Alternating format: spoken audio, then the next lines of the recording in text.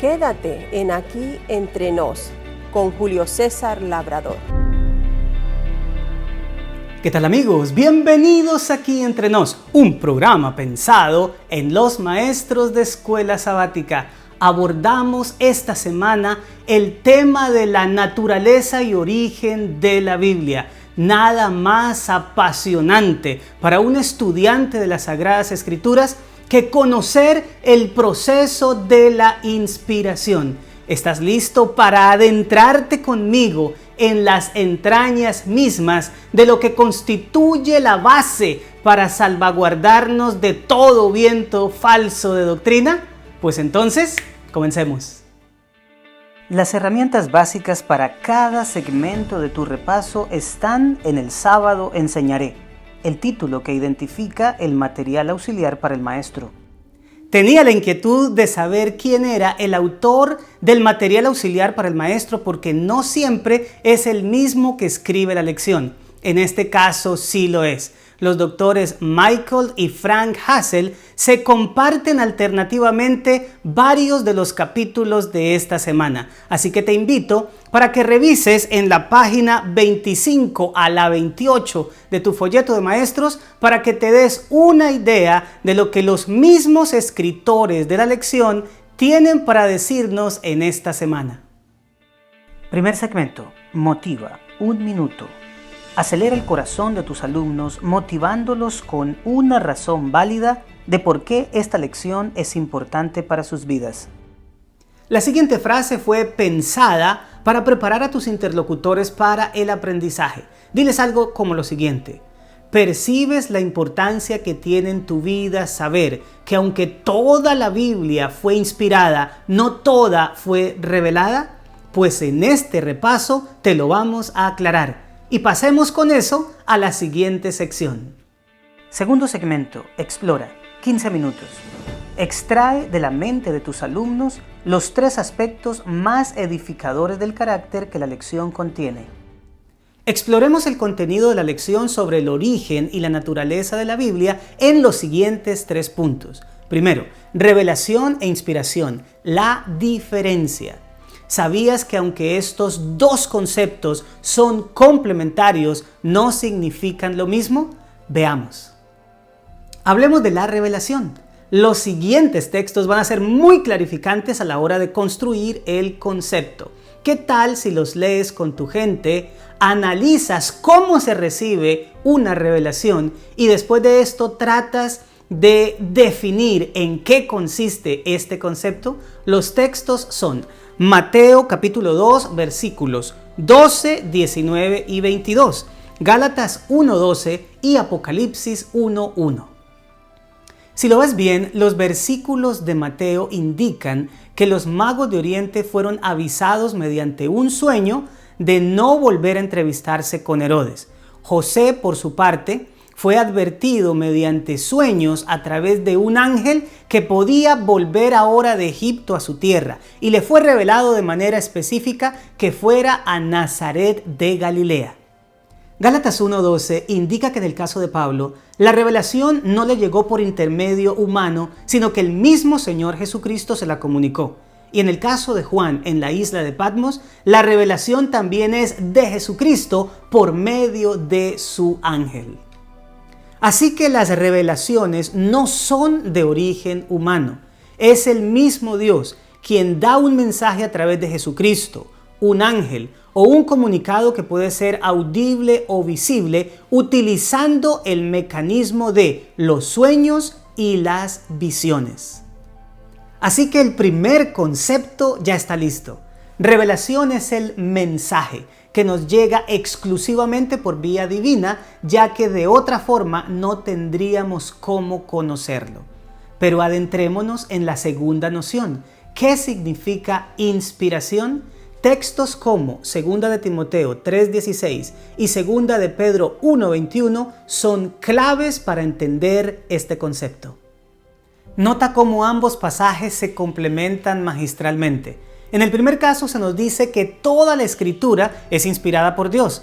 En el segundo se resalta el hecho de que los santos hombres de Dios comunicaron su mensaje inspirados por el Espíritu Santo. Aquí se nos da a entender que Dios estuvo dirigiendo el proceso de recepción y entrega de su mensaje. Por lo tanto, mientras la revelación es el mensaje, la inspiración es el proceso mediante el cual se recibe y comunica ese mensaje. Pero ahora hablemos de la diferencia entre las dos, y es aquí donde quiero poner mi mayor énfasis. ¿Por qué? Porque justo aquí es donde tiene cabida la frase que les mencioné al comienzo. ¿La recuerdan? Toda la escritura es inspirada, pero no toda fue revelada. La primera vez que yo escuché esta frase, les confieso, fue muy chocante. La razón es porque no tenía claro estos dos conceptos. Afortunadamente, eso ya no pasa contigo. Pero permítanme ahondar más en esta idea y construir más al respecto. Resulta que gran parte de la Biblia nos llega a nosotros como mensajes que Dios nos comunica y que de ninguna otra forma nosotros podríamos llegar a saber. Por ejemplo, la creación de este mundo en 7 días o el mismo plan de salvación. Por más que nosotros observáramos la naturaleza y reflexionáramos, jamás podríamos llegar a saber los detalles de cómo este mundo en 7 días fue creado o cómo somos salvos a través de Jesucristo. Se necesitaba que Dios nos los comunicara directamente. Pero hay otras partes de la Biblia que no fueron revelaciones directas de Dios, sino que se escribieron después de ser testigos oculares de algo o escuchar a quienes fueron testigos de eso o de revisar documentos que ya existían. Quiero invitarte para que con los tuyos leas los siguientes 3 textos y por favor analicen cuál texto corresponde a una de estas 3 cosas. Ellos son Josué capítulo 10 versículo 13, Lucas 1 del 1 al 4 y Primera de Juan 1:1. Espero que hayas hecho el ejercicio porque en realidad no es tan difícil. Juan nos está diciendo que él fue testigo ocular. Lucas, que estuvo indagando con los que sí fueron testigos oculares, y Josué nos está hablando de material que ya estaba previamente escrito.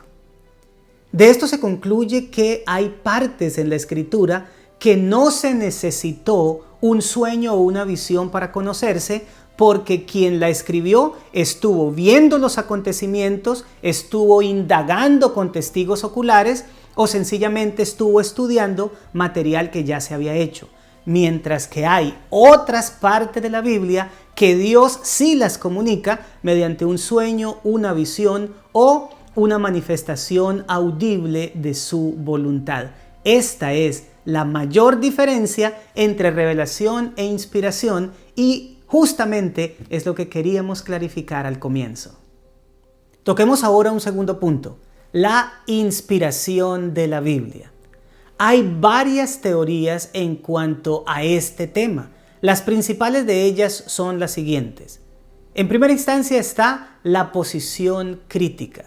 Hay mucha gente que estudia la Biblia, pero no desde la óptica de la fe. Ellos son eruditos en los textos bíblicos, como lo son los arqueólogos en las excavaciones. Para ellos no hay nada de fe, no hay nada significativo, ni hay ninguna conexión espiritual con el estudio de la Biblia. Lo hacen sencillamente como una rama del aprendizaje. Para ellos no existe tal cosa como una inspiración divina del registro sagrado. A esta clase de estudiosos se los llama teólogos liberales o eruditos liberales. Estos utilizan un método de acercamiento a la Biblia que se llama el histórico crítico. Para ellos la Biblia no es otra cosa que el resultado del contexto histórico de sus escritores y que nada de lo que ella relata debe ser tomado como real a menos que existan evidencias para ello. Por ejemplo, ellos no creen que los milagros que se registran en la Biblia fueron realidad, ni tampoco que la forma en que Dios creó este mundo es literal.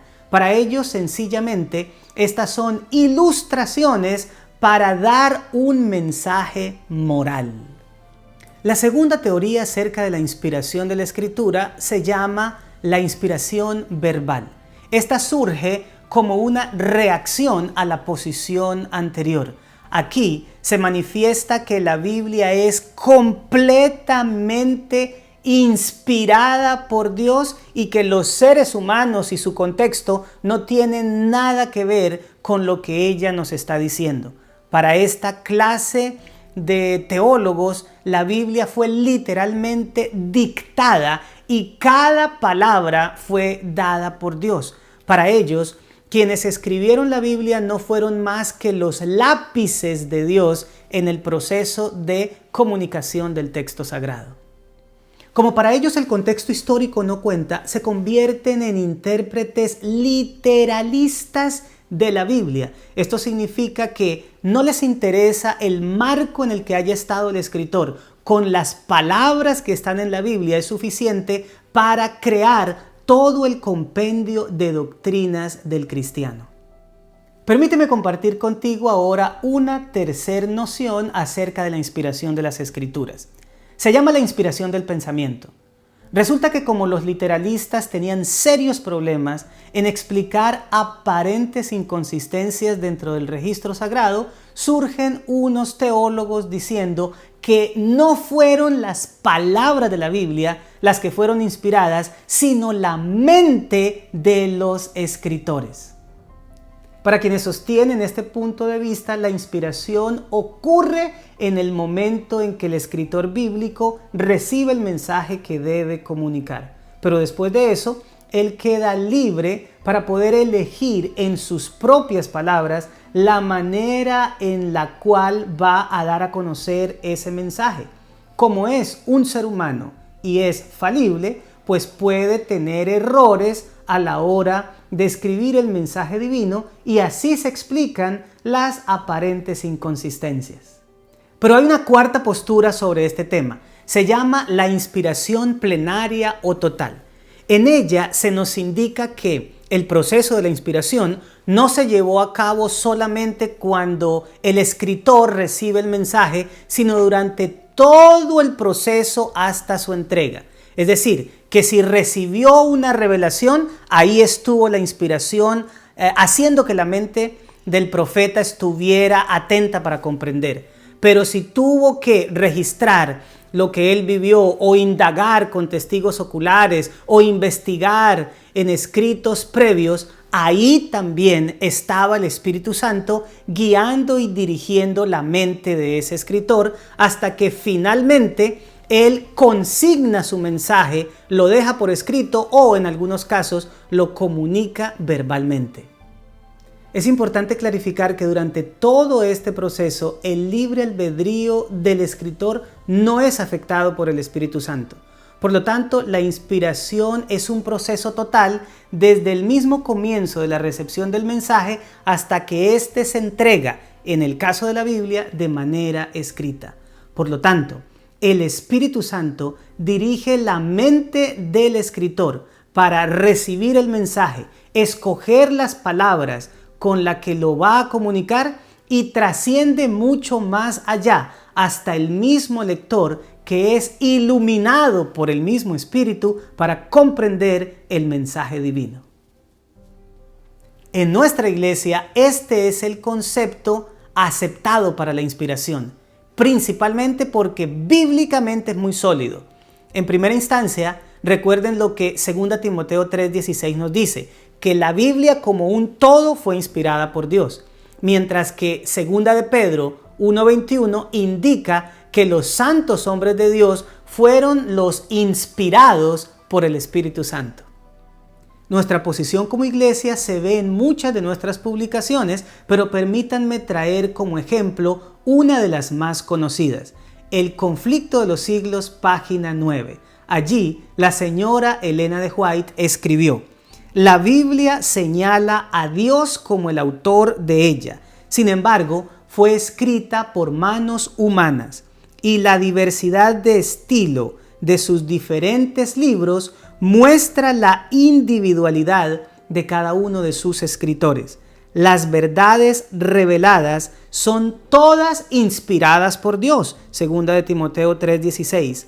Aún así, están expresadas en las palabras de los hombres. Así que el proceso de inspiración de la Biblia es doble. En primer lugar, el Espíritu Santo abre la mente del escritor para recibir el mensaje y en segunda instancia lo guía para que escoja las palabras más convenientes de tal manera que pueda comunicar de manera fidedigna el mensaje divino. Esto nos lleva al punto número 3, el papel de la fe. Cuando nos acercamos a la Biblia, no podemos interactuar con ella como un libro meramente humano. En el episodio anterior les dije que las Sagradas Escrituras comparten una característica con nuestro Señor Jesucristo y es el hecho de ser divino humana. Esto significa que el mensaje de Dios nos llega a nosotros a través del lenguaje de los hombres. Estas dos cosas deben ser tomadas en cuenta porque cuando interactuamos con las Escrituras, lo hacemos con un libro que no es meramente humano, pero tampoco exclusivamente divino.